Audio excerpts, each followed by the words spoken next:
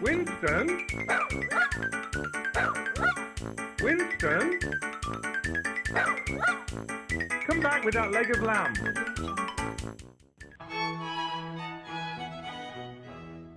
A classic Victoria sponge cake, steeped in British history, easy to make, and it tastes absolutely gorgeous.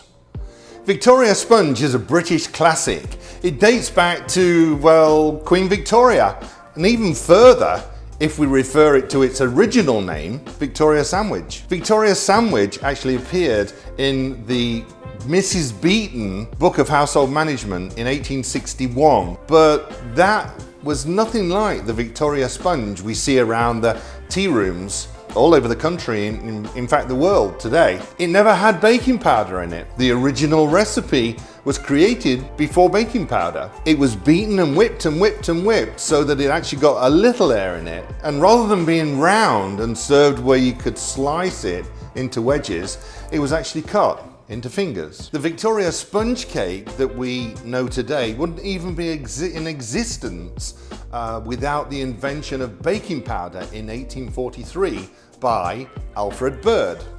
And he also invented custard powder too. So with the invention of baking powder, that transformed the Victoria sandwich into a Victoria sponge. Now it was nice and light and fluffy, crispy on the outside, but gorgeous and spongy on the inside too. Didn't need yeast anymore, didn't need heavily whipped eggs, you know, the sort of French way of doing sponges.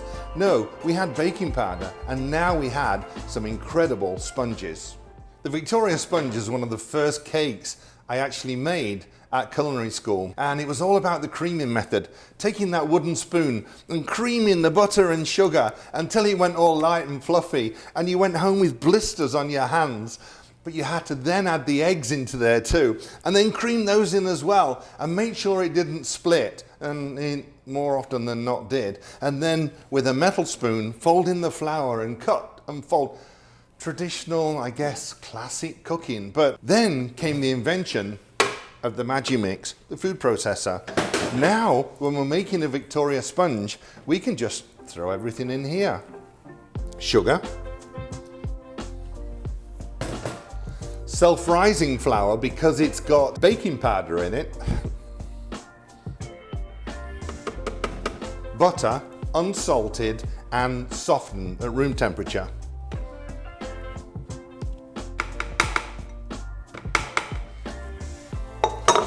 And finally, eggs. Just give them a little whisk before you push them in. Lid on, and then we're just going to pulse it a few times. Just until all that mixture comes together. Make sure the butter's melted, because if it's not, you'll get chunks of butter in the mix.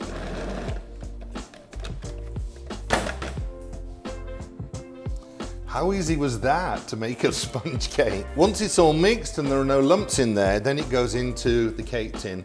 I've lined the cake tin with a little parchment paper. That helps when we turn it out. It stops it sticking on the bottom. I've also sprayed around the sides too, and I think that helps in bringing it out and making it come out all nice with nice clean edges. So I can take my Victoria sponge batter and then I'll divide it between my two tins.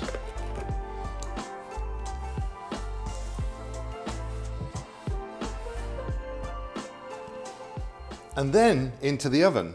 I say into the oven, but KYVOL have sent me this air fryer, and air fryers are becoming really popular right now. Sponges cook amazing in the air fryers.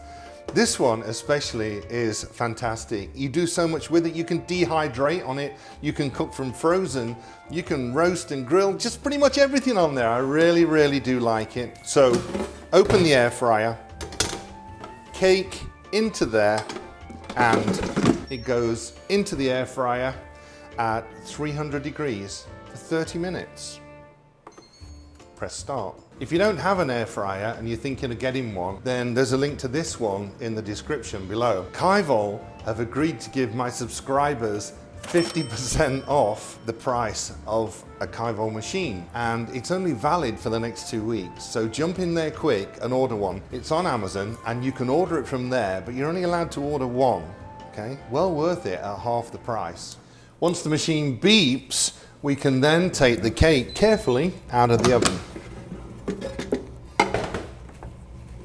It smells so good. If you're not just slicing this one and using one, if you're actually using 2 cakes, you can now pop the second one in 30 minutes again for 300 degrees.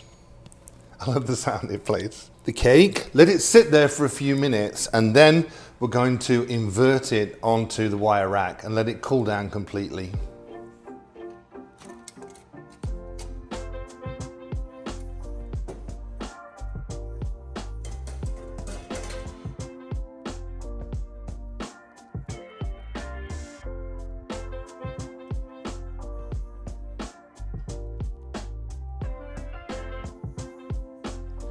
Wait until both cakes are completely cold before we slice across the top of one of them to make a nice flat surface. Then we'll put the jam and set the lid on and it'll look beautiful. I've taken the top off one of the sponges because I want it to sit nice and level. We don't want it to sort of sit like this and then another one balancing on the top. The top part you can save, you can use that sponge for making things like cherry trifle. Click on the link to my video for trifle. That sponge is perfect for that. I'm putting some jam. I've got strawberry jam. That's the classic in there. And I'm putting that onto this cut layer. I've seen this made so many different ways, and I've seen people put whipped cream in there and use apricot jam or jelly instead, put buttercream in there, even put fresh strawberries in there. You know, they all taste good, they all look amazing, but I'm making the classic one, the Queen Victoria, the Victoria sponge. And Queen Victoria, after Prince Albert died, she moved to Osborne House in the Isle of Wight, and they would still make the cakes, the Victoria sponge at Buckingham Palace, and then it would go down by train with Queen Victoria and then across to the Isle of Wight for her afternoon tea. Come right to the edges of the cake with the jam, but not over the sides when we put the lid on, otherwise it will just all pour out and that would look really messy. Next, we can put the lid on top of the jam. Oh, that looks fantastic. Queen Victoria would be impressed with this one. Once we've got to this stage, we can then put it onto our serving platter. And finally, the sugar. Now, most sugars these days tend to be powdered sugar on the top, but classically the original Victoria sponge, it's actually something called castor sugar. Castor sugar is really hard to get in the USA. It's actually called superfine sugar, and you can get it from good grocery stores. I put a link in the description if you can't find it, or you can make it at home. You actually take granulated sugar, you put it into the blender, yep, the blender, just about a cup of it, and then just pulse it for 3 seconds. That easy, right? Because superfine sugar, castor sugar, is actually granulated sugar, but a little bit finer. And it's called castor sugar because the old Edwardian beautiful castors that it went into, and they're called castors because when you put on the sugar, it casts it all across the dessert. That's sweet, isn't it? So no powdered sugar.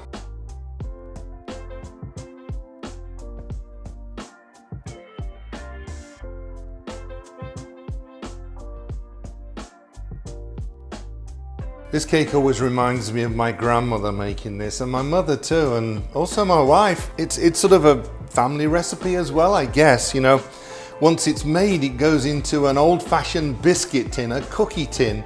We used to get tins of these beautiful biscuits at Christmas, and then we'd save the tin, and then the sponge would go in there, and when you wanted a slice with a nice cup of tea, this sponge tasted absolutely gorgeous. At the end of the week, you could have any leftover sponge, and then that goes into a trifle for the weekend. Nothing's wasted in Victorian Britain. Now to slice it.